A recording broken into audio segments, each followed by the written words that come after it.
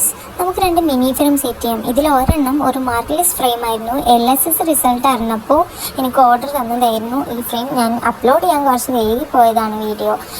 പിന്നെയുള്ള ഒരെണ്ണം birthday frame ആയിരുന്നു. ജസ്റ്റ് ഫോട്ടോ ഒരു സ്ക്വയർ ആക്കി വെച്ച് അതിൽ ഹാപ്പി ബർത്ത്ഡേ എന്നുള്ള ക്യാപ്ഷൻ എഴുതി അത്രേ ചെയ്തിട്ടുള്ളൂ.